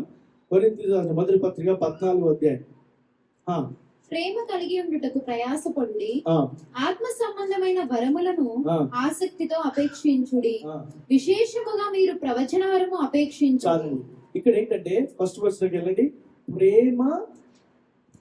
ప్రేమ కలిగి ఉండుటకు ప్రయాసపడుడి. చాలా మంది అనుకుంటాం కదా, పరిశుద్ధాత్ముడు ఉంటే అన్య భాషలు మాట్లాడతారు, వీళ్ళు అన్య భాషలు మాట్లాడుతున్నారు, అమ్మో పక్కన అయితే బాగా భాషలు మాట్లాడేస్తున్నాడు, ఈయనకి బాగా పరిశుద్ధాత్ముడు ఉంది అని అనుకుంటాం కదా. అలా ఏం లేదు. అతనికి ఉంది, ఇతనికి ఉంది. ఎప్పుడు వీరిద్దరు యేసుప్రభులో విశ్వాసం ఉండి యేసుప్రభు రక్షకుడిగా అంగీకరించినప్పుడు ఇద్దరికి పరిశుద్ధాత్మ మరి యొక్క వారిలో నివసిస్తూ ఉంటాడు. అయితే ఇద్దరి యొక్క వ్యక్తిలో పరిశుద్ధాత్ముడు ఉంటే అన్ని ఉంటాయి, ప్రేమ ఉంటది, కనికరము, దయ, క్షమాపణ అన్ని ఉంటాయి. కానీ ఇద్దరు వ్యక్తులలో ఒకరు భాషలు మాట్లాడి ఇంకొకరు భాష మాట్లాడట్లేదు అంటే దాని అర్థం పరిశుద్ధాత్ముడు లేను కాదు. అసలు ఇక్కడ భాషల గురించి కాకుండా ఒక వ్యక్తి ఒక విశ్వాస జీవితంలో ప్రేమ కలిగి ఉండాలని ప్రయాస లేకపోతే చాలా వ్యర్థము అని చెప్పి బైబిల్ చదివిస్తుంది. ఇక్కడ అన్య భాషలు ఉండడమా కాదా తర్వాత సంగతి. ఇక్కడ అసలు ఆ వ్యక్తికి పక్కన ఉన్నవాడిని ప్రేమ లేకపోతే అసలు వేస్ట్ అని చెప్పి వ్యర్థం అని బైబిల్ చదివిస్తుంది. ప్రేమ కలిగి ఉండుటకు ప్రయాస పడండి అని చెప్తుంది. నువ్వు ప్రేమను చూపించడానికి నువ్వు ప్రయాసపడు, ప్రేమను చూపించడానికి నువ్వు అరాటపడు అంటాడు. ఎందుకంటే క్లియర్ గా ప్రయాసపడని చెప్తున్నారంటే కుటుంబంలో ప్రేమ లేదు. ఇక్కడ పక్కన ఉన్న వాడిని చీ అనడం, పక్కన ఉన్న వాడిని కొట్టడం, లేకపోతే ముందుగా మంచిగా మాట్లాడి వెనకెళ్ళి వాడిని పొడవటం, వెనకనే చెడు మాటలు మాట్లాడడం, చాడీలు మాట్లాడడం, గాసిప్ చేయడం, జెల్లస్ అయిపోవడం, ఈష్ అయిపోవడం. అందుకే ఈ అపవాదం ఏం చేస్తాడు, ఇలాంటి ఆలోచనలు పెడుతుంది. ఇలాంటి ఆలోచనలు పెట్టి మనం ప్రేరేపించి వాడిని తిట్టు, వీని తిట్టు, వాడిని కొట్టు, వీ కొట్టు, వీని చీ కొట్టు అని చెప్పంటుంటది. అందుకే దేవుడు ఏం చెప్తున్నాడు బైబిల్ వాక్యం, ప్రయాసపడు. నువ్వు ప్రేమను చూపించడానికి నువ్వు నీ యొక్క మనస్సు పెట్టి ట్రై చేయ, ప్రయాసపడు అంటుంది. హల్లెలూయా. నెక్స్ట్ లైన్ చూస్తే ఆత్మ సంబంధమైన వరములను ఆసక్తితో అపేక్షించుడి, కోరుకును. ఆత్మ సంబంధమైన వరములు నువ్వు కావాలని చెప్పి నువ్వు ప్రార్థన చేయి, నువ్వు కోరుకో అంటుంది. విశేషంగా మీరు ప్రవచన వరం అపేక్షించుండి అంటుంది. ప్రవచన వరం గురించి ప్రార్థన చేయాలంట. హల్లెలూయా. నెక్స్ట్ లైన్ వెళ్దాం. ఎందుకనగా భాషతో మాట్లాడువాడు మనుషులతో కాదు కానీ దేవునితో మాట్లాడుచున్నాడు. అయితే ఈ రెండో ఒక కేటగిరీ, రెండో ఒక అంశము, ఎవరైతే భాషలు మాట్లాడతారో, వ్యక్తిగతమైన భాషలు మాట్లాడతారో వారు ఏమిటి తెలుసా, వారి భాష మాట్లాడతారు అర్థం ఏమిటి తెలుసా, వారు దేవుడితో మాట్లాడుచున్నారు. గమనించండి, ఈ పాయింట్ నోట్ చేసుకోండి. వారు దేవుడితో మాట్లాడుచున్నారు. మనుష్యుడు ఎవ్వడును గ్రహింపడు కానీ వాడు ఆత్మ వలన మర్మములను పలుకుచున్నాడు. అయితే ఒకవేళ నేను ఇక్కడ భాషలు మాట్లాడుతున్నాను అనుకోండి, నా పక్కన ఉన్న వాడికి అది అర్థం కాదు, ఆయనకు తెలియదు, ఎందుకంటే నేను దేవుడితో మాట్లాడుతున్నాను. ఇది చాలా వివిధ రకాలుగా అంటుంటారు వర్డ్స్ ని, పరలోక భాష అని చెప్పి, లేకపోతే దేవుడితో మాట్లాడిన భాష అని చెప్పి అంటుంటారు. అదేం లేదు, భాష అన్నట్టే టంగ్స్ అంటమాట. సో గ్రహింపడు కానీ ఆత్మ వలన మర్మములను పలుకుచున్నాడు. The spirit of Holy Spirit ఎవరైతే లోపల ఉంటుందో వారు secrets of the heaven secrets, పరలోక సంబంధమైన కొన్ని సీక్రెట్స్ పలుకుచున్నాడు అని చెప్పంటారు. అది దేవుడితో మాట్లాడుతున్నట్టు అనమాట. నెక్స్ట్ లైన్కి వెళ్ళండి. క్షేమాభివృద్ధియు హెచ్చరికయు ప్రవచించువాడు మనుషులతో మాట్లాడుతున్నాడు. అయితే ప్రవచించువాడు ఎవరైతే ప్రాఫెసీ చేస్తారో వారు మనుషులతో మాట్లాడుతున్నారు. కానీ ఎవరైతే భాషలు కలిగి మాట్లాడుతుంటారో వారు ఎవరితో మాట్లాడతారు సార్, దేవునితో మాట్లాడతారు. ఇది అర్థమైందా? ప్రవచించరు ఎవరైతే ప్రాఫెసీ చేస్తారో, ప్రవచిస్తారో వారు మనుషులతో మాట్లాడరు. సంఘంలో ప్రవచనం వచ్చిందంటే అదేంటి తెలుసా, సంఘంలో ప్రవచనం వచ్చినప్పుడు సంఘముకి కొరకు సంఘంలో వ్యక్తుల కొరకు ప్రవచనం ప్రాఫెసీ చేస్తున్నారు. కానీ ఎప్పుడైతే ఒక వ్యక్తి భాషలో మాట్లాడతారో అతను దేవునితో మాట్లాడుతున్నాడు. హల్లెలూయా. భాషతో మాట్లాడువాడు తనకే క్షేమాభివృద్ధి కలుగజేస్తున్నాడు కానీ ప్రవచించువాడు సంఘమునకు క్షేమాభివృద్ధి కలుగజేయను. ఇక్కడ భాషలు కూడా మాట్లాడాలి. భాషలు మాట్లాడితే ఏంటి తెలుసా, ఒక పర్సన్, ఇండివిజువల్ పర్సన్ కి క్షేమాభివృద్ధి, మంచి కలుగుతుంది, తను శుద్ధీకరించబడతాడు. ఎడిఫికేషన్ అంటారు ఇంగ్లీష్ లో, తను శుద్ధీకరించబడతాడు. అదే భాషలు మాట్లాడినప్పుడు తను శుద్ధీకరించుకుంటే తనకి క్షేమాభివృద్ధి. కానీ ఎప్పుడైతే ప్రాఫెసీ చేస్తాడో అది సంఘమునకు క్షేమాభివృద్ధి అని చెప్పి పౌలు చెప్తున్నాడు. నెక్స్ట్ వచనంకి వెళ్దాం. మీరందరూ భాషలతో మాట్లాడవలనని కోరుచున్నాను గాని మీరు ప్రవచింపవలనని మరి విశేషముగా కోరుచున్నాను. మీరందరూ భాష, చాలా మంది టంగ్స్ మాట్లాడాలని చెప్పి చాలా ఆరాటపడుతూ ఉంటారు. నాకు టంగ్స్ కావాలి దేవా, టంగ్స్ కావాలి దేవా అని మాట్లాడుతుంటారు. కానీ బాల్ ఏం చెప్తున్నాడు తెలుసా, మీరు భాషలు మాట్లాడడానికి ఎక్కువ ఆలోచిస్తున్నారు, ఎక్కువ కోరుచున్నారు, కానీ మీరు ప్రవచన వరం గురించి ఎక్కువ కోరుకోండి, ఎక్కువ ప్రార్థన చేయండి చెప్తున్నాడు. తర్వాత సంఘము సేవావృత్తి పొందు నిమిత్తం భాషలతో మాట్లాడువాడు అర్థము చెప్పి తానే గాని వానికంటే ప్రవచించువాడే శ్రేష్ఠుడు. భాషలు మాట్లాడేవాడి కంటే ప్రవచించువాడే శ్రేష్ఠుడు. హల్లెలూయా. ప్రవచనాలు ఎవరు ప్రవచిస్తారు తెలుసా? ఎవరైనా ప్రవచించవచ్చు. దేవుని యొక్క పరిశుద్ధాత్మని వ్యక్తి పొందుకున్న వ్యక్తి ఆ యొక్క పరిశుద్ధాత్మను ప్రేరేపణ ద్వారా ప్రవచించుకుంటారు. హల్లెలూయా. మీరు 1 year బ్యాక్ ఈ స్థలాన్ని చూసినట్లయితే 2-3 మాత్రమే ఉన్నారు. కానీ ఈ రోజు చూడండి, దగ్గర 50 to 60 people ఎవ్రీ సండే వస్తున్నారు. హల్లెలూయా. మొన్న యొక్క పునరుత్థాన పండుగ అయితే ఆల్మోస్ట్ 90+ క్రాస్ అయ్యారు. ఎందుకు తెలుసా? వచ్చిన వారందరూ ప్రవచించి వెళ్ళారు. ఈ వచ్చిన వారందరూ ఎవరైనా తెలుసా? వాక్యము చెప్పిన వారు, బోధకులు అంటలేరు, సంఘములో ఉన్నవారు కూడా ప్రవచించి వెళ్ళారు. బ్రదర్ చూడండి, దేవుడు నడిపిస్తాడు చాలా మందిని. అని చెప్పి అన్నారు. మన కళ్ళ ముందే మనం చూస్తున్న దేవుని యొక్క ప్రవచనం వచ్చింది. చాలా మంది చెప్పారు, మా మోనికా ఆంటీ కావచ్చు, చాలా మంది అన్నారు, ఏంటి తెలుసా, ఈ ప్లేస్ నిండిపోతుందని చెప్పారు. హల్లెలూయా. మళ్ళీ మొన్న సండే కొంతమంది ఏం చెప్పారు తెలుసా, మీరు నెక్స్ట్ ఇంకా హాల్ కాదు, మీరు ఇంక వేరే ఆలోచించారు. చాలా మంది, 100 మంది చెప్పారు. ఆ 100 మంది వారు చెప్పినది ఏంటి తెలుసా, పరిశుద్ధాత్ముని యొక్క ప్రేరేపణ ద్వారా వారు ప్రవచించారు. Hallelujah. Praise the Lord. Praise the Lord. నేను ఇక్కడ ఉన్న వాళ్ళు చాలా మంది కూడా కొంతమంది తప్ప నాకు ఎక్కువ దగ్గర పరిచయం లేదు సంఘంలోకి రాకముందు. రైట్, చాలా మంది బోర్డు చూసి రావడము, తెలుసుకొని రావడము, వచ్చిన తర్వాత మళ్ళీ దేవునికి ఆరాధన కానీ వాక్యం నుంచి రావడము, అది ఇక ప్రవచనాత్మకంగా దేవుడు నడిపించి ఉన్నాడు. హల్లెలూయా. అయితే ఇక్కడ సంఘము ఎప్పుడైతే ప్రవచిస్తుందో అద్భుత కార్యం జరుగుతుందని చెప్పి బైబిల్ వాక్యం సెలవిస్తుంది. చదువుదా నెక్స్ట్ వచనం. సంఘము సేవావధి పొందిన నిమిత్తం భాషలతో మాట్లాడు వాడు అర్థము చెప్పితేనే కానీ వానికంటే ప్రవచించు వాడే శ్రేష్ఠుడు. అయితే ఇంకా సింపుల్ గా చెప్తాను, ఎవరైనా భాషలు మాట్లాడితే, ఎవరైనా సంఘంలో కానీ భాషలు మాట్లాడితే ఇంకొక వ్యక్తి ఖచ్చితంగా ఉంటుంది దానికి అర్థం చెప్పే వ్యక్తి. హల్లెలూయా. నేను ఒకటి చెప్తాను, గమనించండి. ఉపాల కషికాందరబా రికలరాందహాందరబా, మీకు అర్థమైందా? నాకు కూడా అర్థం కాదు, కానీ అది భాష. నేను ఎందుకు తెలుసు, మీరు ఎప్పుడు కూడా 1 year ఎప్పుడైనా టంగ్స్ మాట్లాడితే చూసారు మీ ముందు? చూడలేదు. బైబిల్ ఏం చెప్తుంది తెలుసా, నువ్వు టంగ్స్ మాట్లాడినట్లయితే నువ్వు పక్కన ఒకడు ఉండాలి దానికి అర్థం చెప్పే వ్యక్తి, లేకపోతే వచ్చిన వాళ్ళందరికీ అర్థం కాదు, ఏం జరుగుతుందో అర్థంగా కన్ఫ్యూజన్ వెళ్ళిపోతారు. కన్ఫ్యూజన్ కి కర్త కాదు దేవుడు, అల్లరికి కర్త కాదు దేవుడు, శాంతి సమాధానానికి కర్త దేవుడు. హల్లెలూయా. సో ఎప్పుడు మన భాష మాట్లాడాలి ఎప్పుడు? మన పర్సనల్ ప్రేయర్ లో మనం శుద్ధీకరించుకోవడానికి, మనకి శాంతి సమాధానం కలగడానికి. మనము ఎప్పుడైతే భాషతో మాట్లాడతామో ఆ యొక్క ఈ స్పిరిచువల్ రంగంలో ఉన్న అపవాది శక్తులు కావచ్చు, సాధారణ శక్తులు కావచ్చు, వాళ్ళకి అర్థం కాకుండా డైరెక్ట్ గా నీ ప్రార్థన, నీ యొక్క అంతరాత్మ నుంచి డైరెక్ట్ కనెక్షన్ ఉంటుంది. నీకు కూడా అర్థం కాకపోవచ్చు కొన్నిసార్లు, కానీ నీకు ఆ యొక్క శాంతి సమాధానం, ఒక గొప్ప తృప్తిని దేవుడు దయచేస్తాడు భాషలు మాట్లాడినప్పుడు. కానీ బైబిల్ ఏం తెలుస్తుంది తెలుసా, పౌలు ఏమంటున్నాడు తెలుసా, నీవు భాషలు మాట్లాడుకుంటే నీ ఒక్కడికి నువ్వు మాట్లాడుకో, అది నీకు మంచిది, నీ మనసుకు మంచిది.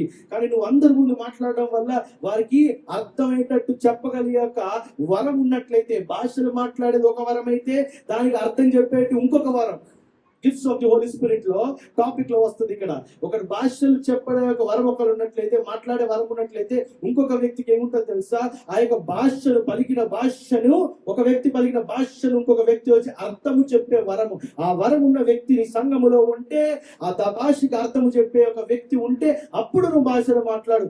లేకపోతే అందరికీ బ్లా బ్లా బ్లా బ్లా అన్నట్టే ఉంటది, కానీ వారికి ఏమి అర్థం కాదు కదా అని చెప్పి ఆ యొక్క 14వ అధ్యాయంలో చాలా క్లియర్ గా ఉంటది. త్వరగా చదువుకుంటూ పోదాం. సంఘము సేవావృద్ధి పొందు నిమిత్తం భాషలతో మాట్లాడుచు అర్థము చెప్పితేనే గాని వాడికంటే ప్రవచించు వాడే శ్రేష్ఠుడు. నెక్స్ట్ వచనం. సహోదరులారా ఆలోచించుడి, సహోదరులు ఆలోచించండి. భాషలతో మాట్లాడుచు నేను మీ యొద్దకు వచ్చి సత్యమును బయలుపరచవలనని అయినను, జ్ఞానోపదేశము చేయవలనని అయినను, ప్రవచింపవలనని అయినను, బోధింపవలనని అయినను మీతో మాట్లాడకపోయిన ఎడల నా వలన మీకు ప్రయోజనమేమి? పిల్లను గ్రోవి గాని వీణె గాని నిర్ణీవ వస్తువులు నాదవిచ్చినప్పుడు స్వరములలో భేదము కలుగజేయని ఎడల ఊదినదేదో మీటినదేదో ఎలాగూ తెలియను? చాలండి, ముందు వచనంకి వెళ్ళండి. 6th కి ఇక్కడ ఏమంటారంటే, సహోదరులారా ఆలోచించండి, భాషలతో మాట్లాడుతూ నేను మీ యుద్ధకు వచ్చి సత్యమును బయలుపరచవలనైనను, జ్ఞానోపదేశమైనను చేయవలనైనను, యేసును అయినను, ప్రవచించవలనైనను, బోధింపవలనైనను మీతో మాట్లాడకపోయిన ఎడల నేను మీకు సత్యాన్ని బోధించడానికి వచ్చాను, సువార్తను బోధించడానికి వచ్చాను, క్షేమాభివృద్ధికరమైన మాట్లాడడానికి వచ్చాను, అది మంచి విషయాలు మాట్లాడడానికి వచ్చాను, బైబిల్ గ్రంథంలో విషయాలు మాట్లాడడానికి వచ్చాను. అవన్నీ చెప్పకుండా నేను వచ్చి సంఘంలో వాక్యం చెప్పడానికి వచ్చినప్పుడు మీ ముందు నిల్చొని భాషలు మాట్లాడి వెళ్ళిపోతే దానివల్ల ఎవరికి ప్రయోజనం అండి అని చెప్పి పాల్ క్వశ్చన్ మార్క్ వేస్తాడు. ఎవరికి ప్రయోజనం? నా వల్ల మీకు ప్రయోజనం ఉందా?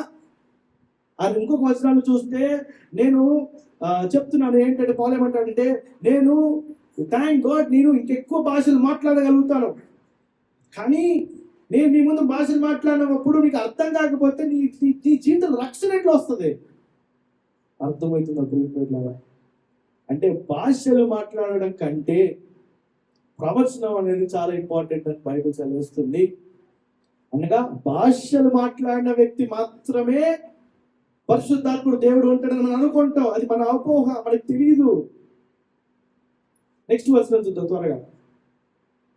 అలాగే ఆ, మీరు స్పష్టమైన మాటలు నాలుకతో పలికితే ఆ, మరియు బూర ఆ. స్పష్టము కాని ధ్వని ఇచ్చినప్పుడు యుద్ధమునకు ఎవడు సిద్ధపడును? ఉమ్, అలాగే మీరు స్పష్టమైన మాటలు నాలుకతో పలికితేనే గాని పలికినది ఎలాగూ తెలియను? మీరు గాలితో మాట్లాడుచున్నట్టుందురు. ఆ, చాలా. లోకమందు ఎన్నో విధముల చదవండి. లోకమందు ఎన్నో విధములకు భాషలున్నను వాటిలో ఒక్కటైనను స్పష్టము కానిదై ఉండదు. చాలండి. ఇప్పుడు ఇక్కడ ఏమంటున్నారంటే క్లియర్ గా మాట్లాడితేనే కదా ఎదుటి వ్యక్తికి అర్థమయ్యేది. క్లియర్ గా మాట్లాడకుండా ఏదో మాట్లాడితే ఏ విధంగా అర్థమవుతుంది అని చెప్పి బైబిల్ గ్రంథం చాలా క్లియర్ గా. ఇంత ఎందుకు సమయాన్ని స్పెండ్ చేస్తున్నానంటే ఈ భాషల గురించి, భాషలు మాట్లాడే వ్యక్తికి మాత్రమే పరిశుద్ధాత్మగా ఉంటుంది అని కూడా కరెక్ట్ కాదు. ఎవరైతే యేసు ప్రభువును విశ్వసించి, ఎవరైతే మరి యేసు ప్రభువును విశ్వసించి నమ్ముతారో ప్రతి ఒక్కరి జీవితంలో, ప్రతి ఒక్క హృదయంలో, శరీరంలో, ఆత్మ శరీరంలో పరిశుద్ధాత్ముడు నివసిస్తాడు. హల్లెలూయా. అర్థమైందా అండి? అర్థమైందా? అయితే ఇక్కడ అర్థమైందా భాషల గురించి క్లియర్ గా? రైట్. అయితే నెక్స్ట్ ఏమిటంటే ఈ పరిశుద్ధాత్ముడు ఎవరికి వస్తారంటే ఓన్లీ విశ్వాసుల దగ్గరికే కాదు, అవిశ్వాసుల దగ్గర కూడా పరిశుద్ధాత్ముడు ఉంటాడు. ఓన్లీ విశ్వాసుల దగ్గరే కాదు, అవిశ్వాసుల దగ్గర కూడా పరిశుద్ధాత్ముడు ఉంటాడు. ఏ విధంగా అంటే ఏమని చూద్దాం, 4వ అధ్యాయం 7వ వచనం. 7:4 చూద్దాం. బహిరంగమున ఆ, అంగీకరింపబడ గోరువాడెవడును తన పని రహస్యముగా జరిగింపడు. నీవు ఈ కార్యములు చేయుచున్న ఎడల నిన్ను నీవే లోకమునకు కనబరుచుకొనుమని చెప్పిరి. ఉమ్, ఆయన సహోదరులైనను ఆయన యందు విశ్వాసం ఉంచలేదు. యేసు చదవండి. నా సమయం ఇంకనూ రాలేదు, ఉమ్, మీ సమయం ఎల్లప్పుడూ సిద్ధముగానే ఉన్నది. ఉమ్, లోకము మిమ్మల్ని ద్వేషింపనేరదు గాని దాని క్రియలు చెడ్డవని నేను దానిని గూర్చి సాక్ష్యం ఇచ్చుచున్నాను గనుక అది నన్ను ద్వేషించుచున్నది. చాలా. ఇంకొక అధ్యాయం చూద్దాం. యోహాను సువార్త 7వ అధ్యాయం 38-39 వచనం. అదే అధ్యాయం 38వ వచనం. నా యందు విశ్వాసం ఉంచు వాడెవడో లేఖనము చెప్పినట్టు వాని కడుపులో నుండి జీవజల నదులు పారునని బిగ్గరగా చెప్పెను. తన యందు విశ్వాసం ఉంచువారు పొందబోవు ఆత్మను గూర్చి ఆయన ఈ మాట చెప్పెను. చాలండి. ఇక్కడ తన యందు విశ్వాసం ఉన్నవారు ఆ ఆత్మని పొందుకుంటారంట. ఓకే, స్పెషల్ గా ఎవరికి పరిశుద్ధాత్మ సపరేట్ గా ఇయ్యరు.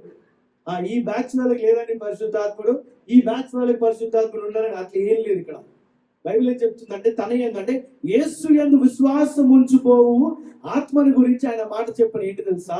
మా ముందు వచ్చిన చదువు 38. నా యందు విశ్వాసం ఉంచు వాడెవడో నా యందు విశ్వాసం ఉంచు వాడెవడో లేఖనము చెప్పినట్టు వాడి కడుపులో నుండి జీవ జలములు పారునని బిగ్గరగా చెప్పెను. అండ్ నెక్స్ట్ వర్స్, నా యందు విశ్వాసం ఉన్న వాడు ఎవడో లేఖనం చెప్పినట్టు వాడి కడుపులో నుండి జీవజలము పారునని బిగ్గరగా చెప్పెను. వారి యందు ఆ జీవజలములు అనగా 39లో ఉంటది. పరిశుద్ధాత్ముడి గురించి క్లియర్ గా మాట్లాడుతున్నారు. 39 వర్స్ చదవండి. తన యందు విశ్వాసం ఉంచు వారు పొందబోవు ఆత్మ గురించి ఆయన ఈ మాట చెప్పాను.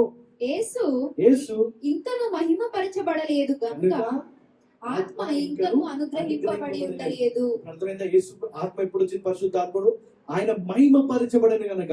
మహిమ ఎప్పుడు పరచబడి తెలుసా? పునరుత్థానం అప్పుడు, రిజరక్షన్ డే అప్పుడు మహిమలోకి ప్రవేశించినప్పుడు అప్పుడు పరిశుద్ధాత్ముడు వచ్చాడు. ఆ పరిశుద్ధాత్ముడు గురించి యేసుప్రభువు ముందే చెప్పారు. ఏంటి తెలుసా? ఎవరైతే తన యందు విశ్వాసం ఉంచుతారో వారు ఆత్మని, ఆ పరిశుద్ధాత్ముని పొందుకుంటారు అని చెప్పి సపరేట్ గా స్పెషల్ కేటగిరీ బ్యాచ్ ఎవ్వరూ లేరు ఇక్కడ యేసుప్రభు దగ్గర.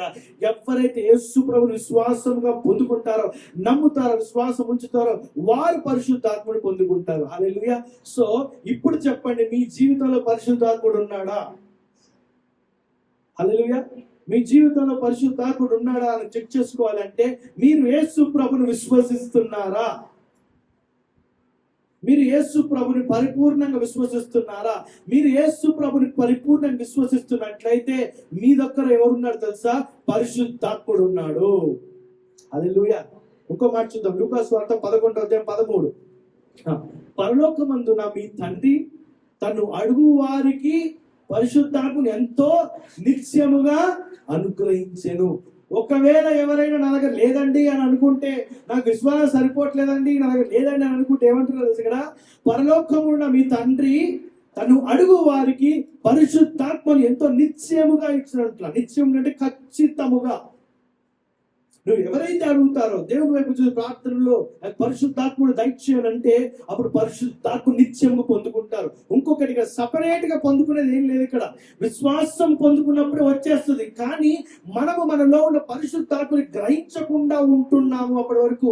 కానీ ఎప్పుడైతే ప్రార్థన చేస్తామో మనం గ్రహింపులోకి దేవుడు నడిపించి మన లోపల ఉన్న పరిశుద్ధాత్మని మనం గ్రహించుకునేటట్టుగా దేవుడు నడిపిస్తాడు. హల్లెలూయా, హల్లెలూయా. అయితే ఇంకొకటి ఏంటంటే, అసలు పరిశుద్ధాత్ముడు మనకి మన హృదయం ఎందుకు నివసించాలి? అఫ్ కోర్స్ ఆదరణకర్త, గ్రేట్ కంఫర్ట్, వెరీ గుడ్, బాగానే ఉంది. అసలు ఎందుకు నివసించాలి అని అంటే, మన విశ్వాసంలోకి వచ్చినాక, రక్షణలోకి వచ్చిన తర్వాత మనము పాపము చేయాలని ఆలోచన వచ్చినప్పుడు వెంటనే పరిశుద్ధాత్ముడు ఏం చెప్తాడు తెలుసా? ఇది రాంగ్, ఇది కరెక్ట్ కాదు, ఇది తప్పు అని చెప్పి మనకి హెచ్చరిస్తూ ఉంటాడు, మనకి ప్రేరేపణ ఇస్తుంటాడు. కానీ ఎప్పుడైతే మన పరిశుద్ధాత్ముడి వాయిస్ ని పక్కన పెట్టేసి లేదు నేను చేస్తా అని చెప్పి మన సొంత ఆలోచనతో ముందుకు వెళ్ళిపోతామో అప్పుడు పాపములోకి వెళ్ళబడతాం, పాపంలోకి నడిపించబడతాం, పాపము చేస్తాము.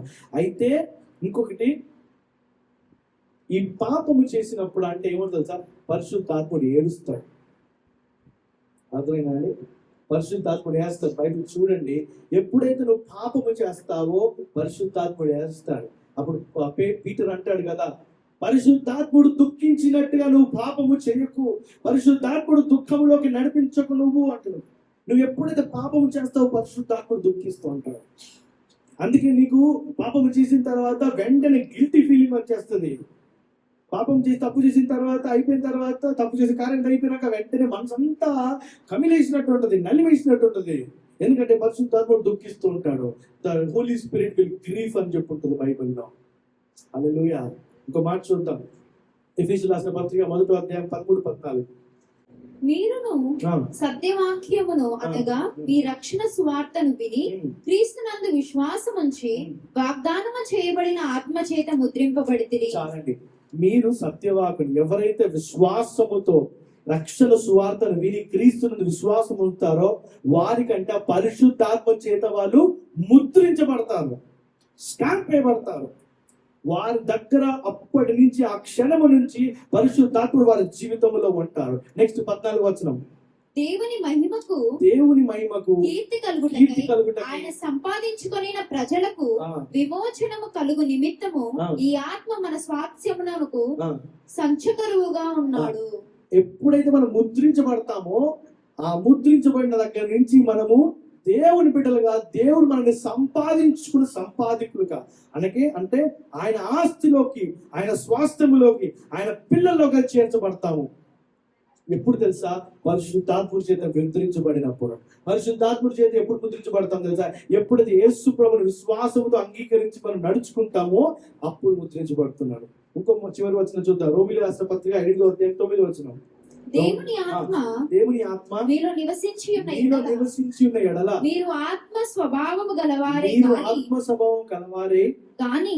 శరీర స్వభావం గలవారు కాదు. ఎవడైనను క్రీస్తు ఆత్మ లేనివాడైతే వాడాయన వాడు కాడు. చాలా. ఎవరి జీవితంలో పరిశుద్ధాత్ముడు ఉంటాడు తెలుసా? దేవుని ఆత్మ మీలో నివసించిన ఎడల మీరు ఆత్మ స్వభావం గలవారే గాని శరీర స్వభావం గలవారు కారు. ఎవడైనా క్రీస్తు ఆత్మ లేనివాడైతే వాడు ఆయన కాదు. ఎవరైతే క్రీస్తు ఆత్మ, పరిశుద్ధాత్మ లేనివాడు ఉంటాడో వాడు యేసు ప్రభుకి సంబంధించిన వాడు కాదు అని చెప్తున్నాడు. అనగా ఎవరైతే యేసు ప్రభుని విశ్వాసం నుంచి ఎవరైతే ఆయన అంగీకరించుకుంటారో వారి దగ్గర ఖచ్చితంగా పరిశుద్ధాత్ముడు దేవుడు ఖచ్చితంగా ఉంటాడు. హల్లెలూయా, హల్లెలూయా. ఇంకో చివరి ఒక చిన్న చెప్తాను, అందరికి అర్థమైంది కదా అండి. పరిశుద్ధాత్ముడు మనకు ఒక మంచి ఆదరణకర్త. ఎప్పుడైతే మనము ప్రార్థన చేస్తామో, పాటలు పాడతామో, దేవుని ఆరాధించుకుంటామో ఆ గొప్పగా ఆయన మనకి ఆదరణ దయచేస్తారు, సంతోషం దయచేస్తారు. రెనాల్డ్ బాంకే ఒక వ్యక్తి, మంచి గొప్ప దైవ సేవకుడు. ఆయన ముసలివాడికి అయిపోయాడు. చివరి దినాల్లో ఉన్నప్పుడు ఆయన్ని ఒక ప్రాంతానికి వాక్యం చెప్పడానికి పరిచయం పిలిచారు. ఆయన వెళ్ళాడు. వాక్యం చెప్పడానికి వెళ్ళినప్పుడు ఆ పాస్టర్ గారు ఆయన పికప్ చేసుకున్నాడు. ఫ్లైట్ ఎయిర్పోర్ట్ పికప్ చేసుకొని తీసుకెళ్తున్నాక చర్చి ఎక్కడ ఉందంటే ఇక్కడే ఉంది, ఇక్కడ అని చెప్పి తీసుకెళ్ళాడు. తీసుకెళ్ళిన తర్వాత చర్చ్కి వెళ్తారు. చర్చ్కి వెళ్ళిన తర్వాత ఈయన ఒక పెద్ద హాల్ ఉంటుంది, ఆయన వాక్యం చెప్పడానికి నిల్చున్నాడు. చూస్తే ఒక 5-6 తప్ప ఎవరు లేరు. ఒక 5-6 తప్ప ఎవరు లేరు. ఈ 5-6 మొత్తం తెల్ల వెంట్రుకలు అనమాట. అంటే మొత్తం ముసలాళ్ళే. ఎవరు కూడా ఎవరస్తులు లేరు, మిడిల్ ఏజ్ కూడా ఎవరు లేరు. ముసలి వాళ్ళు ఇంత వృద్ధాప్యంలో ఉన్నారు. సరే మంచిదే, వచ్చారు, ప్రేజ్ గాడ్. కానీ ఎవరు కూడా ఇంకెవరు లేరా ఈ పట్టణంలో అని అంటే ఉన్నారు, ఎందుకు లేరు అని అన్నారు. మరి ఎక్కడ అంటే ప్రార్థన అయిపోయి తీసుకెళ్తా అని చెప్పి ప్రార్థన అయిపోయిన పాస్టర్ గారు రెనాల్డ్ బాంకి తీసుకొని బయలుదేరారు. మరి ఫర్లాంగ్ కొంచెం దూరం వెళ్ళిన తర్వాత ఒక ప్లేస్ తీసుకెళ్ళారు. ఒక ప్లేస్ తీసుకెళ్ళి ఆ యొక్క బిల్డింగ్ లోకి ఎంటర్ అవగానే మొత్తం పెద్ద పెద్ద మ్యూజిక్ అన్నమాట, పెద్ద పెద్ద లైట్లు, మొత్తం పెద్ద పబ్ అది. అందరూ యవనస్తులు 100 మంది అక్కడ ఉండి మొత్తం డాన్స్ వేస్తున్నారు, పిచ్చి పిచ్చి ఎగురుతున్నారు, తాగుతున్నారు, భయంకరమైన కార్యాలు చేస్తున్నారు. అప్పుడు రెనాల్డ్ బాంకి ఆత్మ బాగా బాధ అనిపించింది. వెంటనే ప్రార్థన చేశాడు, లార్డ్ దేవా, నీ యొక్క సన్నిధి, నీ యొక్క గృహము ఈ యొక్క బిల్డింగ్ మీద పెట్టు అని చెప్పాను. పరిశుద్ధాత్ముడు ప్రేరేపించాడు, నువ్వు వెళ్ళి మేనేజర్ తో మాట్లాడు అన్నాడు. మేనేజర్ దగ్గరికి వెళ్ళి రెనాల్డ్ బాంకి అన్నాడు, పబ్బులో జరిగిన విషయం కాదు. మేనేజర్ దగ్గరికి వెళ్ళి రెనాల్డ్ బాంకి అన్నాడు కదా, నేను కూడా మాట్లాడుతాను, కొంచెం మైక్ అని అన్నారు. ఎవరంటే నీ అంటే పలానా వ్యక్తి అక్కడి నుంచి వచ్చాడు, 2 మాటలు ఎక్కువసేపు మాట్లాడని చెప్పి 2 నిమిషాలని చెప్పి అన్నాడు. క్షేమావృద్ధికరమైన మాటలు, ఎందుకు పౌలు చెప్పినట్టు భాషలు మాట్లాడలే, కానీ మంచి విషయాలు, సువార్తకరమైన భాషలు చెప్పి 2 మాటలు చెప్పి వెళ్ళిపోయాడు. వెళ్ళిపోయిన తర్వాత కొన్ని సంవత్సరాలు అయిపోయింది. తర్వాత వాళ్ళ పాస్టర్ మళ్ళీ రెనాల్డ్ బాంకి వాక్యం చెప్పడానికి వచ్చాడు. సరే అని చెప్పి మళ్ళీ పికప్ చేసుకున్నారు. మరి చర్చ్కి వచ్చారు. చర్చ్కి వచ్చినాక మళ్ళీ వాక్యం చెప్తుంది. మళ్ళీ 4 ఉన్నారు అక్కడ చర్చ్లో. మళ్ళీ తెల్ల వెంట్రుకలు లేదు, అందరూ ఓల్డ్ ఏజ్, ఎవరు కూడా ఎవరొస్తు లేరు, మిడిల్ ఏజ్ ఎవరు లేరు. మళ్ళీ రెనాల్డ్ బాంకి అన్నాడు, ఏంటి మళ్ళీ వీళ్ళేనా, కొత్త ఎవరు లేరా అని అంటే, ఉన్నారు, ఎందుకు లేరు అంటే, వీళ్ళందరూ ఏంటంటే మళ్ళీ ఉన్నారు అని చెప్పి తీసుకుపోతున్నాడు. మళ్ళీ అక్కడికే తీసుకెళ్తున్నావా అని చెప్పి మళ్ళీ పట్టుకెళ్తున్నావు, ఎందుకు నువ్వు రాని తీసుకెళ్తాను చెప్పి తీసుకెళ్ళి మళ్ళీ ఆ బిల్డింగ్ ప్రవేశిస్తున్నప్పుడు, దేవా ఈ బిల్డింగ్ నీకు అప్పగించాను కదా అని చెప్పి ప్రార్థన చేస్తున్నాడు రెనాల్డ్ బాంకి. లోపలికి వెళ్ళిన వెంటనే ఏమైంది తెలుసా, అందరూ కూడా గొప్ప మ్యూజిక్, మళ్ళా లైట్ అవి చేస్తున్నారు. కానీ ఆ రోజున మాడిన వాళ్ళు దేవుని పాటలు ఆరాధించడం మొదలు పెట్టారు. రెనాల్డ్ బాంకి చూసి షాక్ అయిపోయాడు అనమాట. ఆ యొక్క చర్చ్ అదొక బిల్డింగ్ పబ్బుగా ఉన్న బిల్డింగ్ చర్చ్ గా మారబడింది. అదే విధంగా ఆ మేనేజర్ ఎవరైతే అవకాశం ఇచ్చిందో ఆ మేనేజర్ చర్చ్కి పాస్టర్. ఎవరైతే అప్పటి వరకు గంతులు వేస్తున్నారో, ఎవరైతే అప్పటి వరకు పిచ్చి పిచ్చిగా ప్రవర్తిస్తున్నారో బొబ్బులాగా, అక్కడ నిత్యం దేవుని యొక్క మహిమ పరుస్తూ దేవునికి మరి కృతజ్ఞతాస్తుతులు చెల్లించి వాళ్ళ జీవితాన్ని మార్చుకున్నారు. హల్లెలూయా. ఇదంతా కార్యం ఎక్కడి నుంచి జరుగుతుంది తెలుసా? పరిశుద్ధాత్ముడు దేవుడి దగ్గర నుంచి జరుగుతుంది. నీ జీవితంలో నువ్వు అప్పులతో బాధపడుతున్నా, అనారోగ్యంతో బాధపడుతున్నా, శాంతి సమాధానం లేక బాధపడుతున్నావు, నువ్వేం మాట్లాడదు తెలుసా? పరిశుద్ధాత్ముడు దేవుడు అని నీకు అధికారం ఇస్తున్నాను. నా హృదయంలో నువ్వు ఉన్నావు, నా జీవితంలో ఉన్నావు, నా మనసులో ఉన్నావు, నా శరీరంలో ఉన్నావు. నువ్వు అధికారంలోకి వచ్చి అధికారం తీసుకొని కంట్రోల్ చేసి మొత్తం మార్చిపోయిన ఆయన హల్లెలూయా అని నీ యొక్క జీవితం మీద నువ్వు ప్రవచించుకోవాలి. భాషలు మాట్లాడడానికంటే నీ జీవితంలో నువ్వేం చేయాలి? ప్రవచించుకోవాలి. ప్రొఫెసీ విశ్వాసంతో పలుకు, ఈ రోజు నుంచి నా జీవితంలో ఉన్న ఈ సమస్య వెళ్ళిపోవును గాక. ఆమేన్. ఈ రోజు నా జీవితంలోని అప్పుల బాధ యేసు నామములో విడుదల కలుగును గాక. నా యొక్క ఉద్యోగంలో యేసు నామములో అభివృద్ధి కలుగును గాక. నా యొక్క సాలరీ పెరుగును గాక. నా యొక్క ఉద్యోగంలో వ్యాపారంలో ప్రమోషన్ కలుగును గాక. నా యొక్క జీవితం మారును గాక. నా కుటుంబంలో శాంతి సమాధానం కలుగును గాక అని పరిశుద్ధాత్ముడిని నువ్వు యాక్టివేట్ చేయాలి. నువ్వు ఎప్పుడైతే యేసు ప్రభు యొక్క నామములో విశ్వాసంతో పలుకుతావో ఆ యొక్క మాటలు ఏమవుతుందో తెలుసా? పరిశుద్ధాత్ముడు యాక్టివేట్ అయ్యి ఆ యొక్క పనిని నెరవేర్చడానికి మన మొదలు పెడతాడు. ప్రియమైన బిడ్డలారా, హల్లెలూయా. నీకు నువ్వు ప్రవచించుకో, నీ కుటుంబం మీద ప్రవచించుకో, నీ పిల్లల ఎగ్జామ్స్ గురించి ప్రవచించు, నీ యొక్క పిల్లల యొక్క ఉద్యోగం గురించి ప్రవచించు, వాళ్ళ మ్యారేజ్ గురించి ప్రవచించు, వాళ్ళ కిడ్స్ గురించి ప్రవచించు, నీ యొక్క చుట్టుపక్కల ఉన్న ప్రతి ఒక్క ఇంటి గురించి ప్రవచించు. Everybody should come to the Lord in the name of Jesus. ప్రతి ఒక్కరు యేసు నామములో వాళ్ళు దేవుని యొక్క రక్షణ పొందుకునేలాగా నేను ప్రార్థన చేస్తున్నాను అని చెప్పి ప్రవచించు. హల్లెలూయా, హల్లెలూయా. నువ్వు చర్చ్కి వచ్చినప్పుడు దేవా ప్రతి చర్చ్ ని ఫిల్ చేయి నాయన, ఏ చైర్ కూడా ఖాళీగా ఉండదు నాయన, ఫిల్ చేయని ప్రవచించు. నువ్వు ఎప్పుడైతే విశ్వాసంతో పలుకుతావో, ఏ విశ్వాసం అయితే యేసు ప్రభు వారు మాట్లాడుతున్నారో ఆ విశ్వాసంతో నువ్వు పలుకుతావో, పరిశుద్ధాత్ముడు యాక్టివేట్ అయ్యి పరిశుద్ధాత్ముడికి ఆ యొక్క చేతిలో కంట్రోల్ వెళ్ళి ఆయనకు ఆ చేతులకు అధికారం వెళ్ళి ఆయన మొత్తం ఆ యొక్క పనిని చేస్తాడు. హల్లెలూయా. నువ్వు ఎప్పుడైతే బయటికి పోయే ముందు, ఆ యొక్క ప్రదేశానికి వెళ్ళే ముందు, నాయన నా యొక్క చుట్టూరా నీ యొక్క దేవతలతో కాపలాదాన్ని ఉంచు, నువ్వు నా తోడుగా ఉండు, నువ్వు నాతో ప్రయాణం చేయి, నువ్వు వెళ్ళే వెహికల్లో నువ్వు ప్రయాణం చేయని చెప్పి ప్రార్థన చేయి. నువ్వు వెళ్ళే దారిలో కూడా వెహికల్ వెళ్తున్నప్పుడు నీ యొక్క వెహికల్ గురించి కాకుండా నీ చుట్టుపక్కల ఉన్న వెహికల్ నుంచి కూడా నువ్వు ప్రార్థించాల్సిన అవసరం ఉంది. ఎందుకంటే నువ్వు కరెక్ట్ గానే సరిగ్గా నడిపి ఉండొచ్చు, కానీ పక్కన ఉన్నవాడు చిన్న స్లిప్ అయి అటు ఇటు అయి వాడొచ్చి చిక్కుతుంటే ప్రమాదమే. కాబట్టి వాడు రక్షణ గురించి కూడా ప్రార్థన చేయాల్సిన బాధ్యత ఉన్నది. నీ పక్కింటి వాళ్ళ యొక్క కాపుదల గురించి ప్రార్థన చేయాల్సిన బాధ్యత ఉన్నది. నీ పేరెంట్స్, నీ పిల్లలు నీ జీవితం పట్ల ప్రవచించడం మొదలుపెట్టు. భాషల కంటే ప్రవచించడం ముఖ్యం అని చెప్పి పౌలు భక్తుడు చాలా క్లియర్ గా చెప్తున్నాడు. హల్లెలూయా. నీలో నాలో దేవుడు ఏముంచాడు తెలుసా? పరిశుద్ధాత్మను ఉంచాడు. నువ్వు గ్రహించుకొని, ఎవరైతే నువ్వు గ్రహించుకొని దేవుడి వైపు చూసి పరిశుద్ధాత్మ నాకు ఇవ్వని ఎప్పుడైతే ప్రార్థన చేస్తావు, నీకు ఆయన యాక్టివేట్ చేస్తాడు, నిన్ను గ్రహింపులోకి నడిపిస్తాడు. ప్రియమైన బిడ్డలారా, హల్లెలూయా. నువ్వు ప్రార్థించి హోలీ స్పిరిట్ అని ఒక వ్యక్తి, ఆయనతో పలుకు మాట్లాడు. ఆయన మాట్లాడి, నువ్వు నాతో ప్రార్థన, నాతో కలిసి నడుస్తావా, నువ్వు నాకు నడిపిస్తావా, నా చేయి పెట్టుకుని నడిపిస్తావా? హోలీ స్పిరిట్ గైడ్ మీ, లీడ్ మీ, నన్ను నడిపించు నాయన, ఎవరు నడిపించు, నా ముందుగా నడువు, నాకు కొంచెం భయం అనిపిస్తుంది కానీ నువ్వు నాతో ఉంటే నాకు ధైర్యం పడుతుంది, నూతన పలుకు నన్ను నింపు అని విశ్వాసంతో పలుకు మాట్లాడు హోలీ స్పిరిట్ తో. హల్లెలూయా. యేసు ప్రభు వారు వెళ్లే ముందు మనకి ఏమి ఇచ్చారు? గొప్ప ఆదరణకర్తను ఇచ్చారు. ఆయన కర్త, ఆదరణకి ఆయన అధికారి, ఈజ్ అఫీషియల్. ఆయన పరలోకపు హెవెన్ ఎగ్జిక్యూటివ్ అంటారు, ఆయన ఆఫీసర్ అని చెప్పి కూడా అంటారు కొంతమంది. Is the highest. ఆ యొక్క ఆదరణకి కంఫర్ట్ ఆయన దగ్గర నుంచి వస్తుంది. సో నీ కంఫర్ట్ ఎక్కడి నుంచి వస్తుందంటే పరిశుద్ధాత్మను చూస్తుంది. ఆయన గురించి ఆయన వైపు తిప్పి ప్రార్థన చేయాలి. హల్లెలూయా. ఎవరైనా భాషలు మాట్లాడి, ఎవరైనా ప్రార్థన చేసి పడేస్తున్నారు, అది చేస్తున్నారు చెప్పి నమ్మకండి. పడేచ్చే దేవుడు కాదు మన దేవుడు, నిలబెట్టే దేవుడు. హల్లెలూయా. హల్లెలూయా. నిలబెట్టే దేవుడు. ఆల్రెడీ నేను నిల్చోబెట్టాడు, మళ్ళీ పడేసి మళ్ళీ నిలబెట్టాల్సిన అవసరం ఏముంది? నువ్వు విశ్వాసంతో దేవుడు నమ్మావా? Very good. నమ్మినట్లయితే నీ జీవితంలో పరిశుద్ధాత్ముడు నువ్వు ఆల్రెడీ నిల్చున్నావు. మళ్ళీ పడగొట్టి మళ్ళీ నిలబెట్టి ఎందుకు ఈ ప్రాసెస్? ఎందుకు అవసరమైన హెడ్ఏక్? హల్లెలూయా. అర్థమవుతున్న ప్రియమైన బిడ్డలారా, గమనించండి. నేను ఎందుకు ఇంత క్లియర్ గా గుచ్చి చెప్తున్నా అంటే, చాలా మంది ఇలాంటి విషయాలు చేసి ఆ యొక్క క్రైస్తవ సమాజానికి కొంచెం డైవర్ట్ చేస్తున్నారు. అపవాది యొక్క టెక్నిక్ ఇది వాళ్ళకు కూడా తెలియదు, కానీ అపవాది యొక్క టెక్నిక్. నువ్వు బైబిల్ చదువుతూ, నువ్వు చదువు. బైబిల్ ఏం చెప్తుంది తెలుసా? నువ్వు విశ్వాసంతో ప్రార్థన చేసి విశ్వాసం చేసుకుంటూ అంగీకరించినట్లయితే నీ జీవితంలో, నీ హృదయంలో, నీ మనసులో, నీ శరీరంలో పరిశుద్ధాత్ముడు నివసిస్తున్నాడు, నీలో ఉన్నాడు. పాత నిబంధన గ్రంథానికి లోపలికి రాలే. పాత నిబంధనలు ప్రవక్తలు కానీ ప్రజలందరికీ భక్తులు కానీ పరిశుద్ధాత్ముడు పక్కన ఉన్నాడు. కానీ ఎప్పుడైతే యేసు ప్రభువు మహిమలకు ప్రవేశించినప్పుడు, పునరుత్థానమైనప్పుడు, అప్పటి నుంచి వాక్యం చెప్పిన ప్రకారం పరిశుద్ధాత్మలో ఉన్నావు. నువ్వు గ్రహించు. నువ్వు నడుస్తున్నప్పుడు దయ్యాలు పారిపోవాలి. నువ్వు నడుస్తున్నప్పుడు, నువ్వు ముందుకెళ్తున్న అపవాది పారిపోవాలి. అమ్మ వీడు దేవుని కుమారుడు, ఈమె దేవుని కుమార్తె, ఈ దగ్గరికి వెళ్తే వర్కౌట్ అవ్వదు, ఇంకొకరిని చూసుకుందాను, పారిపోవాలి. ఎప్పుడవుతుంది తెలుసా?